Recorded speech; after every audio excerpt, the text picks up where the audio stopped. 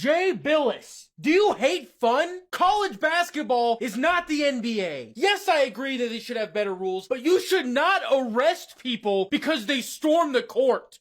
If you want to take the fan passion out, sure, let's have a lower quality NBA basketball game where the players aren't as good and things aren't as polished, and then take out the only thing that brings college basketball up to a similar level of enjoyment for a lot of people in America that give you a job by watching you on ESPN, and take away the fan interaction and stuff. It just gets me gassed a little bit because I just think, yes, I'm not even going to call it a problem, but do you want student athletes getting hurt because stupid drunk people are running on the court? No, that's absolutely not what I'm trying to say. But do I think that we need to abolish court storming and put people in jail?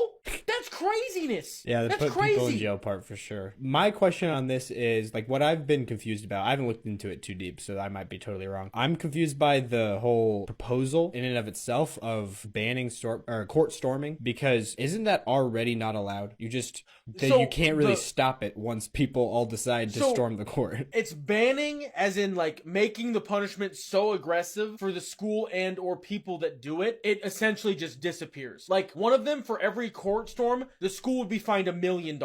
That is nuts. Or you arrest everyone that does it, according to Jay Billis. And I'm probably on the minority. I usually am toe for toe, step for step with Jay Billis. I usually like where the man's coming from. But that was a level of delusion that I cannot get behind. The part that's separate, because NBA and college basketball are the same game, but different. They're completely different. They're different products. And part of the thing, at least for me, and I think a lot of other basketball fans, if you choose to like any version of college basketball, it's because of the variability and the fan passion and all of that bundled into one is what like brings it up to like, it's okay that the basketball's not as polished and high quality and everyone's not as crazy good. Because you have this other extra element of just jazz hands, essentially. So and what I think they should do, and I've seen this kind of everywhere, I don't have a specific person to give the credit to, is make it like an intentional thing. Like set up ropes or something and then have like a countdown. And then that would give people, and it doesn't, like 30 seconds. Give them 30 seconds to get off the court or to get security to get around them, so when people are being dumb and running. Also, the thing that makes me mad is if it wasn't Duke, no one would care.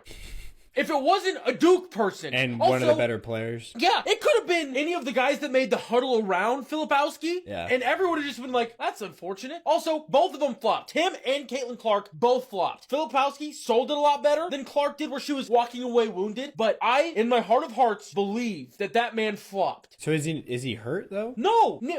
He's a little sore. When you say the exact same thing that Caitlin Clark said, or the Iowa people said, oh, just a little sore. You know what would make me sore? Playing a college basketball game. I probably would be a little sore.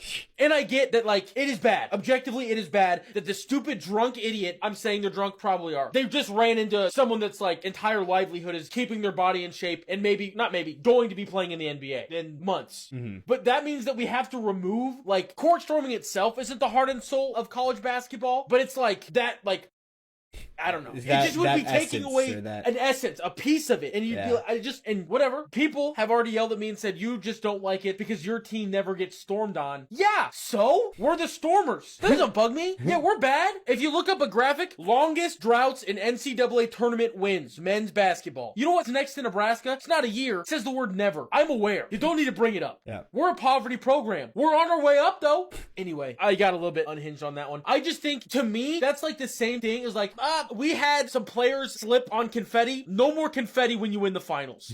My other question is, I saw some people talking about how he shoved a fan, and I kind of saw, like, I didn't see a very good view, but I saw in the clip it looked like he at least extended his arm, did something to somebody right before he got hit. Was that anything? So, to me, I'm going to go on the Duke side. Let me put on my Jason Tatum hat. I think that if there was a mob of people running at you, my instinct would probably be to be like, get away from me. Like, yeah, the way he did it looked a little like he was just pissed and wanted to hurt somebody, though. Very true, but I was trying to give him the benefit of the doubt of like, maybe it was like, because I don't know how it would react with like literally a wave of people running and I'm in the way and no way to get out. Yeah. I don't know what I would do. I also kind of see the like, he definitely was like, I don't want to be here and then reacted, but benefit of the doubt, maybe it was just like I don't want to say scared reaction, but just like a gut reaction to like shove. He looked like he just kind of like, at least from my memory, I guess I haven't looked at the clip too many times, but he was just kind of like walking and without even looking, he just kind of like put his forearm forearm out and just wanted to hit the person that was about to run past him without like really looking around or anything like that, you know? It was just kind of like bam. But I might be wrong. No, you're definitely right, but I also want to... Did you just watch the clip? I just watched it okay, again. Cool. Slow-mo makes, like, most of the time slow-mo I think gives us the right answer, but then slow-mo also can like portray a different story. Yeah. It's like inflection in someone's voice. If it's in slow-mo, it can feel a lot different. Because you watch it in live, it looks like he like almost stumbled on nothing and then hit the person. But then like in full motion or in slow-mo, it looks like he like, it's weird. Yeah. Because it looks like the first elbow thing, he like stumbles. It's a weird deal. I think it's just dumb. No, we should not get rid of court storming or field storming or anything. That's fair. The other thing is, it wasn't a buzzer beater. Duke knew they lost. They knew it was coming. Get off. Have some urgency. Not like to be a jerk, but like... They didn't need to really be on the court at the final buzzer. He could have... The other thing, you could have walked to the other side of the court and walked around. Got out of the way. But this dude just slow-mo walked through the whole center. Because also, if you think about it, he's pretty much right on mid-court. Yeah. He probably knew... See, I flipped to the other side already. Flipped on to the other side. Sorry, that was terrible. Filipowski to the other side. He saw them coming. He had an entire half court. Over half court. He knew it was coming. Yeah, I'm definitely not on his team anymore. But apparently, it was just an ESPN person that proposed the $1 million school fine for court storming. It was an ESPN person? Seth Greenberg. Oh, yeah. They have to implement a 1-minute grace period, which is lame, I think. Or the home basketball team is the one that storms the student section. Like the home squad goes full like Jerome Tang and jumps into the student section as opposed to vice versa. Because everybody knows the only people that storm the court is the student section. Duh. What? I'm so confused. So they jump into the student section. The home team, because it's usually obviously... Oh, the players. The players jump into the student section. That's just complete role reversal of like who has the energy of doing the... You know what I mean? That doesn't make any sense. Like the fans are the ones going crazy. Why would the players... I mean, they're happy, but why are they going to just run into... Like, it doesn't make any sense. Yeah, it's very dumb. Okay, yeah. That was Seth Greenberg that said that? Yeah.